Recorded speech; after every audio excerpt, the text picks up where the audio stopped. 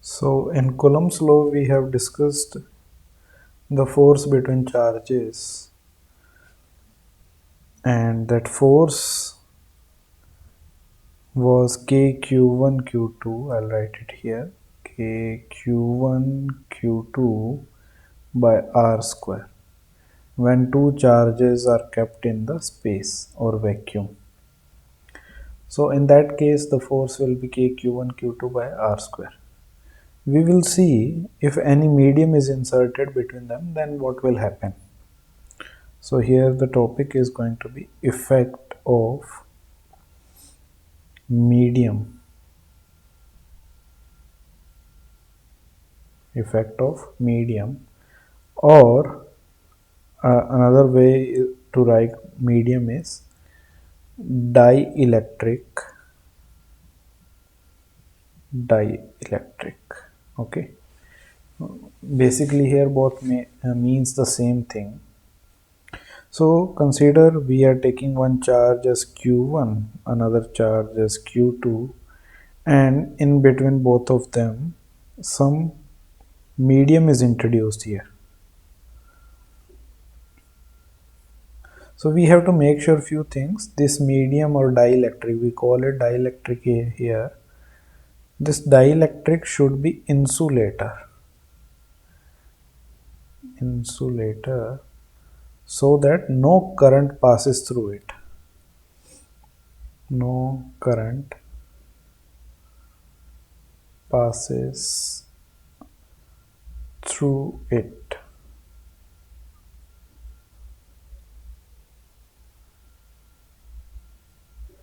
Okay, now if any medium is there, we can take any medium here. Glass also we can take. So here will be, we can see it as a neutral body. So it will have number of electrons and number of protons in the same quantity here. But if we are taking this charge positive, consider this is positive, the other one is also positive, so both are like charges here, their individual force on each other will be repulsive in nature, like this. Okay, so as we have brought dielectric here, and it will have some dipoles in it, some molecules in it, and molecules have some, if I take one molecule, it will have some positive and negative, means some del positive charge will be there, some del negative charge will be there. So these molecules have partial positive and partial negative charge here. So consider this side, if I'll take, that is near to the q2 charge. So on that, slight shift of the charges will be there. Negative side of these dipoles will come to the near to the positive charge. Positive end of the dipole will move away from it. So this is how the charges are going to be aligned here. Okay, slight movement of charges is possible here in dielectric. Slight movement of charges is possible here. So this is how the charges are going to be aligned here. If we can see, the force is inversely proportional to the distance between the charges square. So if your distance is less, your force is going to be more. We are going to work on this statement only here. If you see, the positive charge here is at some distance, suppose it is d, and the positive end here of the dipole and the positive charge here are at some d dash distance. So d dash is going to be greater than d, means this is due to the positive and this is due to the positive negative. Now which will have more influence here? If we see here, this is carrying more distance, so this will have less force F1, that is going to be less than the force F2, because force is inversely proportional to the distance square. So here, if distance is more between the charges, the force is going to be less here. Force is going to be the less between them. Now if we see, due to positive it will be experiencing some force in this direction, due to negative it will be experiencing some force in this direction. Okay, but here this force, that is F1 and this is F2, this is going to be less in quantity. So net force what we will see only in the leftward direction. F net due to dielectric, due to this medium, is going to be in the net will be in the left hand direction here. So what we are able to observe, if you see the Q2 charge, so on Q2 charge there is force due to Q1 and some is there force due to the dielectric here.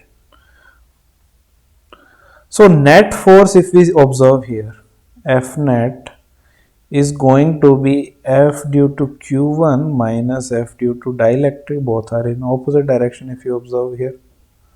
So what is going to happen here? The net force is going to decrease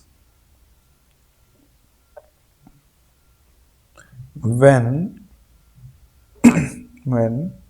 dielectric or medium is inserted. Medium is inserted. Okay, so now this force will reduce here, and that force, okay, for that we will find few things here. Now force, net force going to be how much? F will be equals to K Q1 Q2 by R square. Okay, this is net force on any charge. Okay, now this K will be some K dash here. Okay, now as your medium is changed here, this K value will be changed. So this K will become 1 by 4 pi epsilon. Okay, when it was vacuum, when this was vacuum, the force was 1 by 4 pi epsilon naught into Q1 Q2 by R square, and here it is 1 by 4 pi epsilon Q1 Q2 by R square.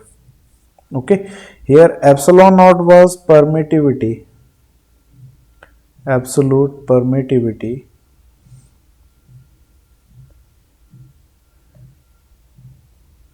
in vacuum, and here this epsilon only when naught is removed from here. So this direct epsilon means absolute permittivity,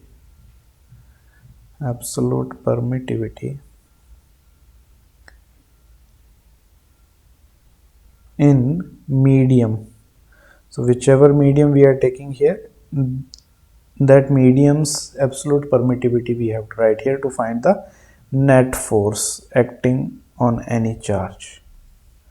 Okay, if direct absolute permittivity of the medium is given to you, that you will put here in the formula and you will get the net force.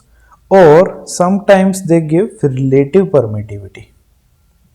This term also you have to remember here, relative permittivity.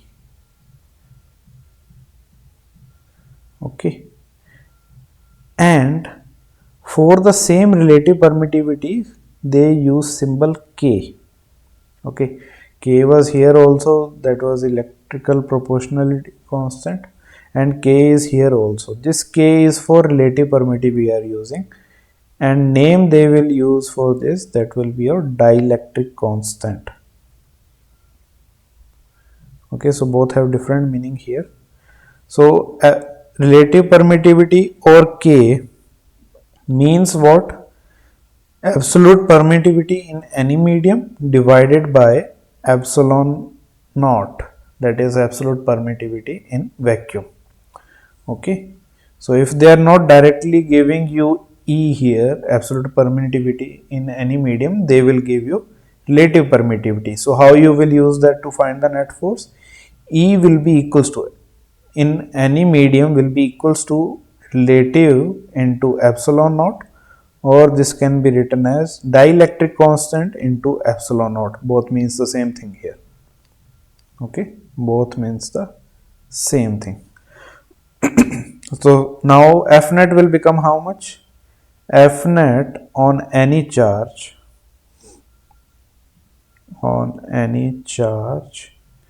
will become 1 by 4 pi epsilon naught epsilon r into q1 q2 by r square. Okay, so this main thing you have to remember. When a medium is being introduced, what will be the change in the force you will see here. Now this is the net force acting here.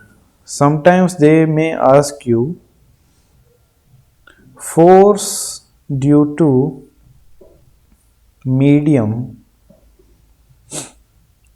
on any charge. If they ask you, what you will do in that case, because if you see here, medium was introduced, charge q1 was here, charge q2 was here, so net force on this got decreased, means force due to q1 q2 was here, force due to 1 on 2 was like this, and force due to medium was in the opposite direction, and they are trying to find the force due to medium is how much. That value, if they are asking you, how you will tell that? So F net, we have net force. By adding these two, what we are getting? 1 by 4 pi epsilon r into q1 q2 by r square. Okay, and F due to first charge on the second will be how much? So that is 1 by 4 pi epsilon into q1 q2 by r square. Okay, individually force between the charges will never change if you are not changing the charge on them, or you are not changing the direction between them. So individually the force due to the charges will never change, that will remain same, but net force on any charge can change due to the insertion of medium between them. Now we were finding force due to the medium, so we can use this. F net is equals to F on 2 due to 1 minus F due to medium. Okay, so F of medium we want to find, force of medium will be how much? That will be equals to due to 2 minus 1 due to 2 on 1 minus F net. Okay, so just put the values here. This will be your 1 by 4 pi epsilon naught q1 q2 by r square minus 1 by 4 pi epsilon naught epsilon r q1 q2 by r square. So here many things we can take common. 1 by 4 pi epsilon naught q1 q2 by r square. What is remaining here? 1, that's it, minus 1 by epsilon r. Okay, so force due to medium, you can remember this also, will be k q1 q2 by r square epsilon r minus 1 divided by epsilon r. Okay, so this is the force due to the medium here.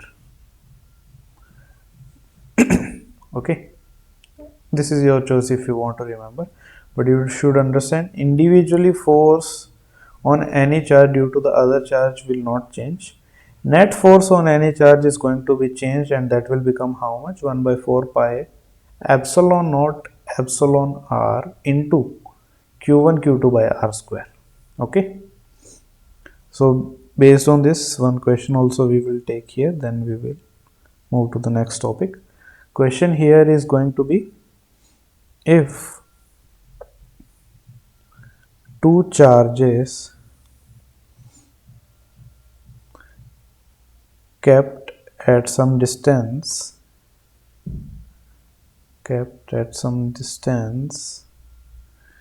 experiences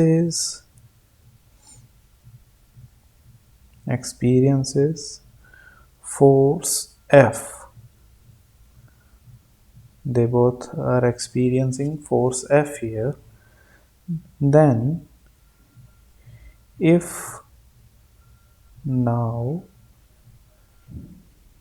they are kept in a medium of dielectric constant 4,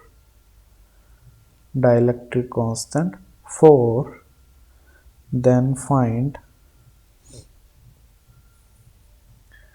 net force on any of charge. Okay, so it is the same question based on the thing that we have just discussed.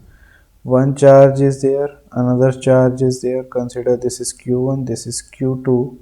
They have distance between them as r. So when it was in vacuum, the force experienced was F. So that F value will be given by F equals to k q1 q2 by r square.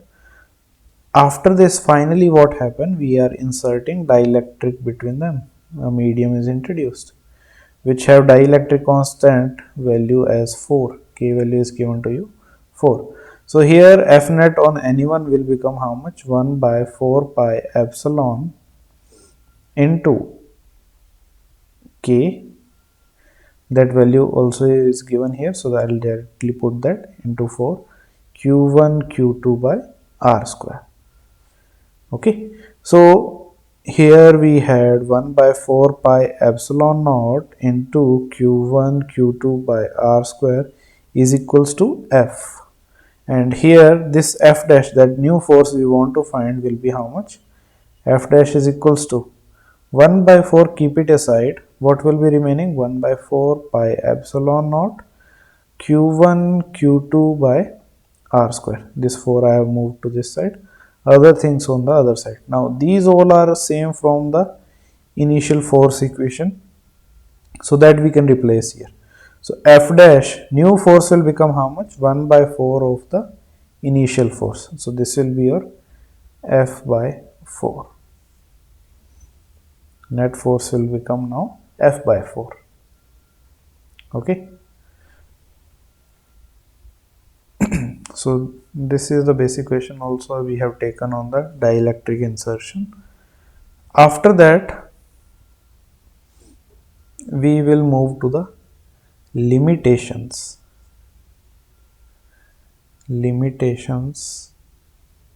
of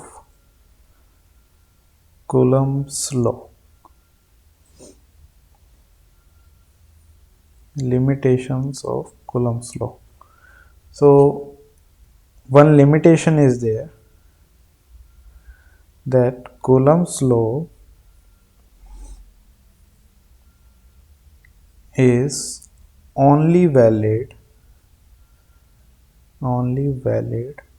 for point-sized bodies.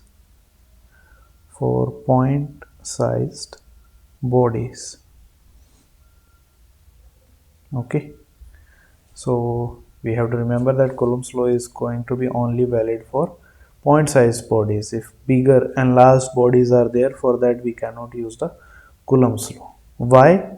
That we can discuss here.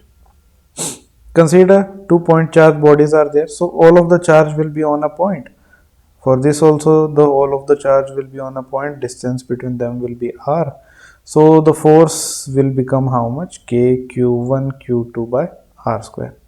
Okay, that is valid for the point size bodies, correct? If we try to use this for the enlarged bodies, consider one spherical body I have taken here, one spherical body is here, and distance between their centers is given to us as r. Okay, Distance between their center is given to us as r, and some q1 charge is given to this, some q2 charge will be given to the other body here. Now if we try to find the force acting between the both the bodies, that will be how much? If you see, if this is a conducting body, plus q charge will be distributed here, plus q charge will be distributed here also, if you are taking example of positive here.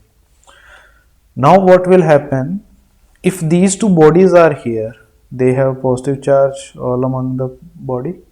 Now as they have kept here this positive charge, this is a conductor here, so what it will experience? The repulsive force from the other positive charges. So these will try to move freely. If it is a conductor, charge are freely movable here. So what will happen to these positive charges which are on the left side of Q2 and right side of the Q1? So they will be shifted slightly away from each other, like in this way. Okay. Now if you see, the net charge is shifted little bit on the Q1 to the left side and little bit for the Q2 on the right hand side. Now if you try to find the distance between the charges here, so that will be some r dash, because shift of charges position will be there. Now that is not at the center, it is slightly on the left for the Q1, slightly right for the Q2. So this is the new distance between the charges that we can assume to be r dash here. And as we can observe here, r dash is going to be greater than r. Okay. Now if we try to find force between these two using Coulomb's law, theoretical force, if we try to find, so that will come out to be how much? K q1 q2 by r square. Okay, but practically if you see, that is not at r, that is at r dash. Practically if we see here, that will be K q1 q2 by r dash whole square. At this distance it is going to be. So r dash is more, so this whole value will be less compared to the theoretical. So what we can observe in this case, that F practical is going to be less than the F theoretical. So from the Coulomb's law, what we are going to get is going to be more than the practical value. So here some defect you will see in the answer. That's why it is a limitation for the Coulomb's law, that we cannot use it for the enlarged bodies. It is only valid for the point sized bodies. Okay. In this, sometimes they will ask different kind of question, in which consider another example. If I take here, one body is there, one other body. This is positively charged, this is negatively charged. So in that case, in the previous case, what happened? The charge moved away from each other. In this case, charge will try to move towards each other. So positive will accumulate on the right hand side of the first body, negative will try to accumulate here on the left side of the body. So effective distance between them will decrease in this case compared to the distance between their centers. Okay, so here r dash is going to be less than r. So if you see here, force of theoretical, that depends on 1 by r square, F practical depends on 1 by r dash whole square. Now if r dash is less, whole value will be greater. So in the opposite charges case, or unlike charges case, in that case force practical is going to be more than the force theoretical. Okay, this is the basic theoretical question they can ask you in the limitations. So this you should understand. Okay, So this was all about Coulomb's law, how to use it. So for that we will take different question in next session.